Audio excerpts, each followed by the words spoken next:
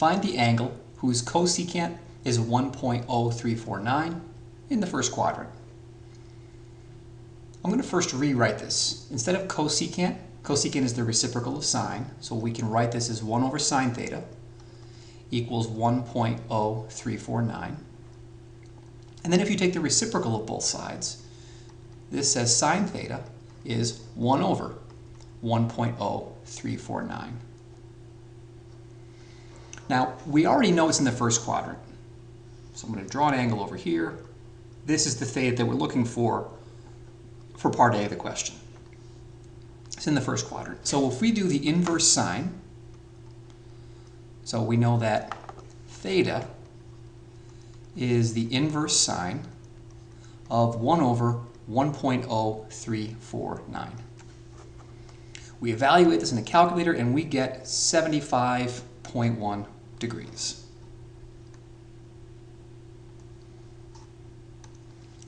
Let's look at the next question. This is find the angle whose tangent is negative 2.1445, but in quadrant 2.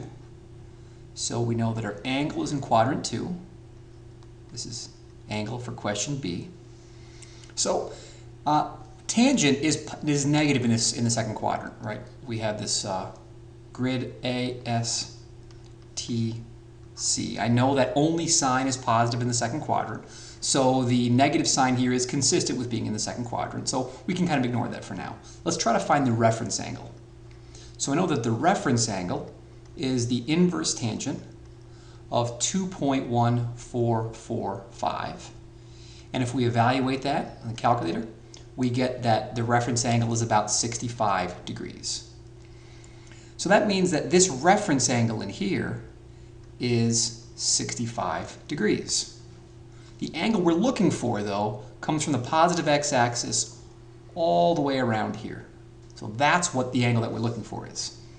So that means we're going to take a full 180. That's how far it takes to come all the way from the positive x-axis to the negative x-axis. And we don't want to count the 65.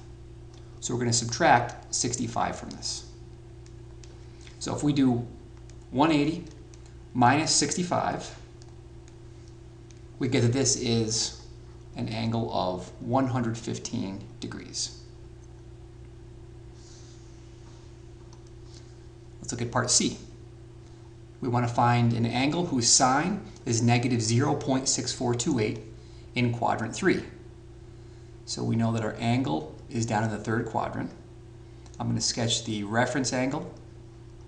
This is the reference angle for problem C. Now, we just plug this in the calculator as is. We can first solve for theta by taking the inverse sine. So we've got the inverse sine of 0.6428. Just like on the previous question, I'm ignoring the minus sign because that's consistent with being in the third quadrant. So this says that the reference angle, if we go and plug this in your calculator, we get that this is 40 degrees.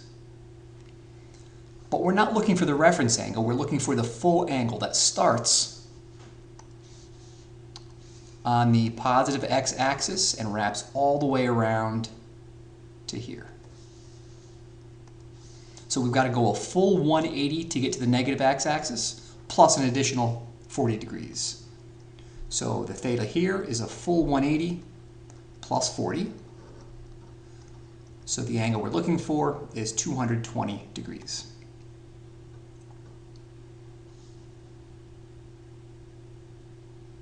Let's finally move on to the last question. Cosine theta equals 0.5, and theta is in the fourth quadrant.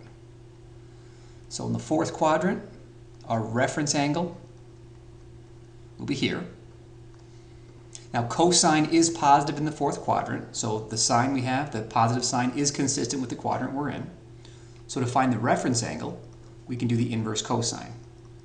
So inverse cosine of 0.5. We evaluate this and we get that the reference angle is 60 degrees. Now if what we want to find is the angle that goes from the positive x-axis all the way around to where we are now.